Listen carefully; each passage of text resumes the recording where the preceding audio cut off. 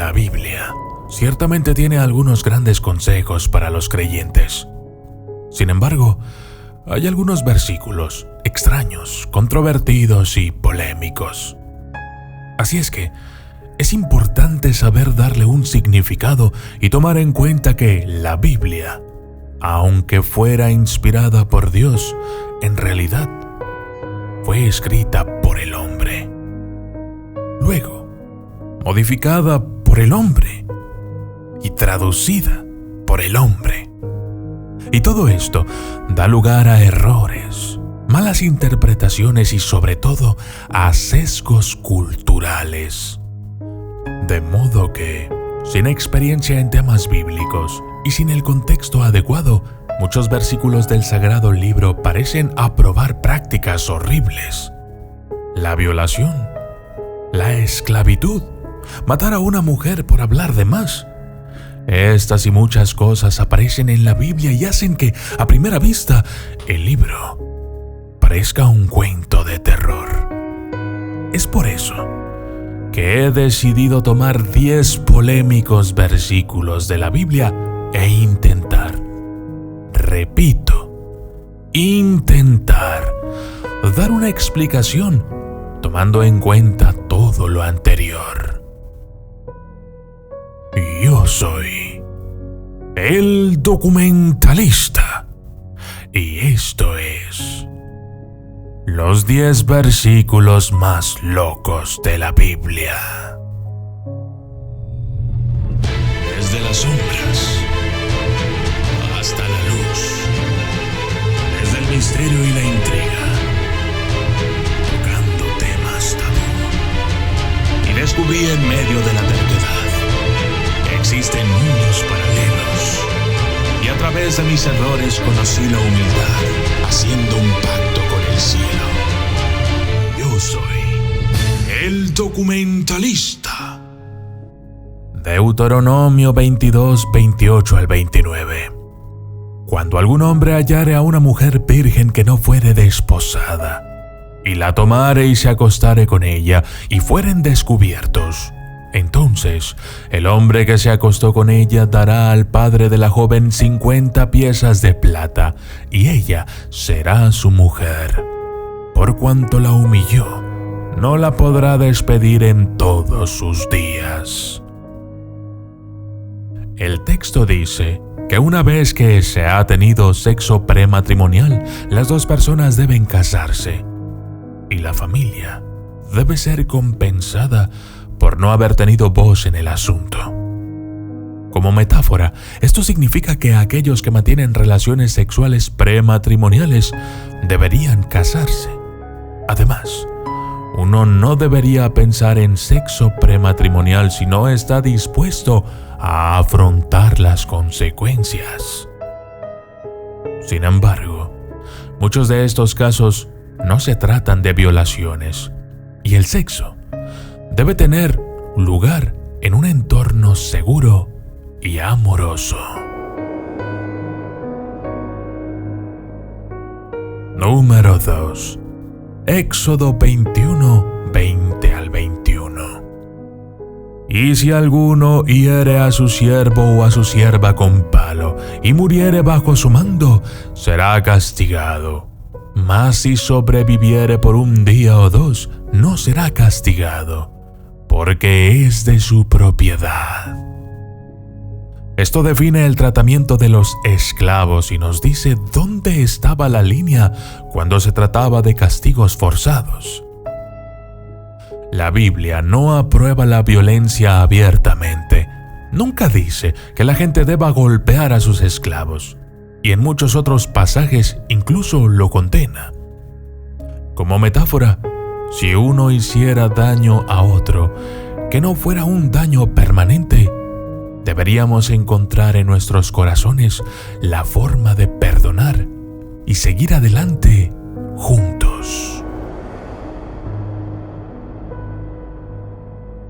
Número 3. Efesios 6:5. Siervos, obedecer a vuestros amos terrenales con temor y temblor, con sencillez de vuestro corazón, como a Cristo, La esclavitud estaba entretejida en el día a día de la sociedad antigua. Esto era un reflejo de aquella época. Pero puede que lo que nos quiera decir este versículo sea algo así como: ama a tu enemigo. Aunque la esclavitud es cruel, parte de la resistencia es tener amor por el prójimo, incluso tras las dificultades. Por otro lado, esto se utilizó políticamente para que los esclavos no se levantaran contra sus amos. La intención era utilizar la Biblia para mantener el sistema de clases intacto. Número 4. Levítico 29.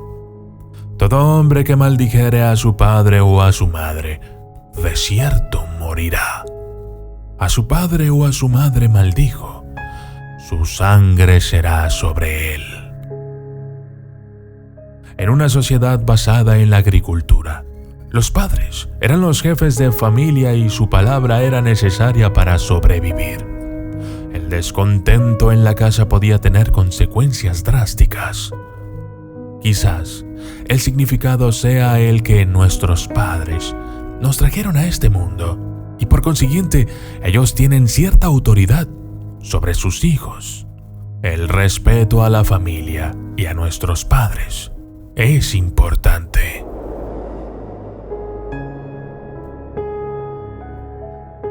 Número 5.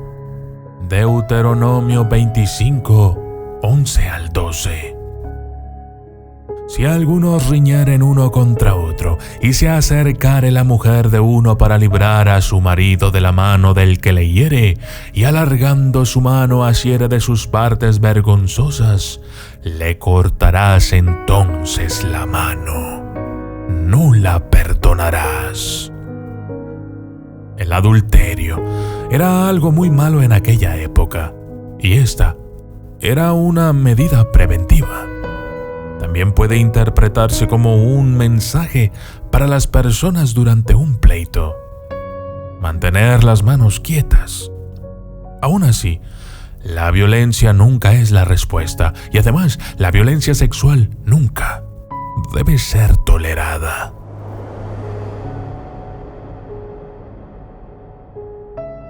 Número 6.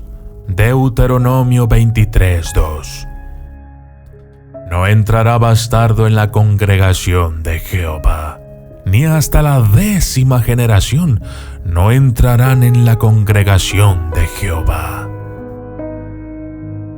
Los matrimonios concertados eran habituales y las relaciones sexuales antes del matrimonio eran tabú. Tener un hijo fuera del matrimonio suponía desobedecer 2 reglas sociales fundamentales: no tener sexo antes del matrimonio y no elegir a tu pareja sexual. Tener un hijo fuera del matrimonio, de acuerdo a los creyentes, va en contra de la voluntad de Dios y es un perjuicio para el bienestar de ese niño. Sin embargo, la capacidad de uno para entrar en la congregación del Señor ahora se deriva de la aceptación de Cristo como su Salvador personal. Y esto, de acuerdo a los creyentes, lo supera todo.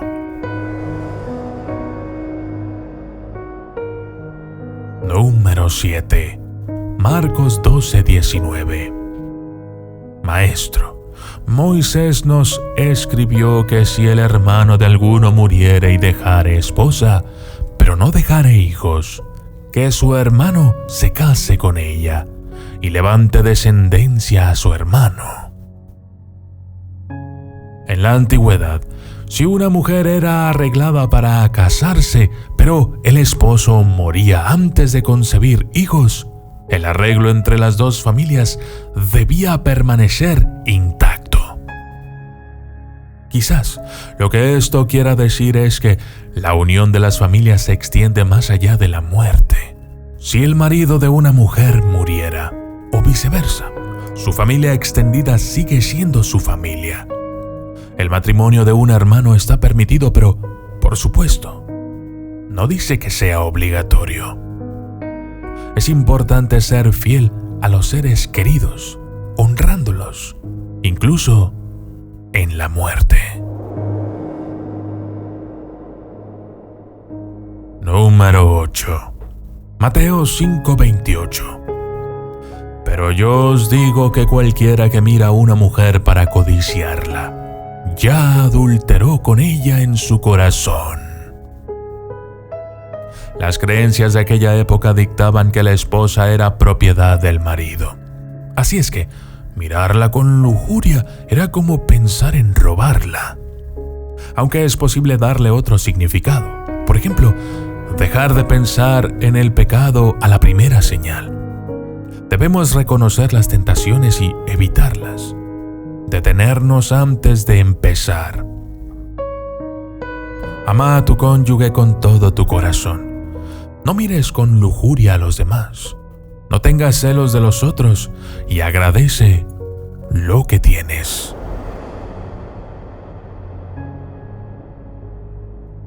Número 9. Marcos 9:43. Si tu mano fuere ocasión de caer, córtala. Mejor te es entrar en la vida manco que teniendo 2 manos ir al infierno, al fuego, que no puede ser apagado. Cristo está diciendo que los cristianos no deben tolerar el pecado como parte de su alma.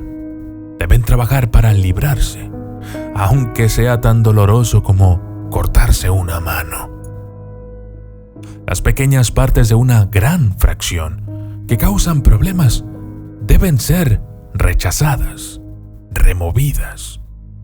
No se debe tolerar a los pecados dentro de una buena comunidad, así como tampoco se debe tolerar el pecado dentro de uno mismo. Si un miembro de la comunidad, es decir, una pequeña parte del conjunto, peca, entonces el conjunto debe colaborar para ayudar a ese miembro a superar el pecado.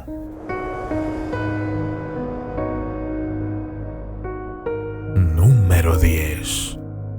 Proverbios 22:14.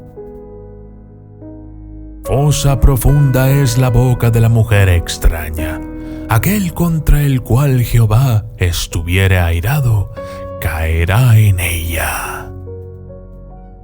El adulterio se consideraba un pecado capital. Se pensaba que aquello era una violación del amor, de la familia y los negocios. La enseñanza, en realidad, podría estar en que el que comete adulterio está en el camino del pecado y hay que detenerse antes de que éste comience.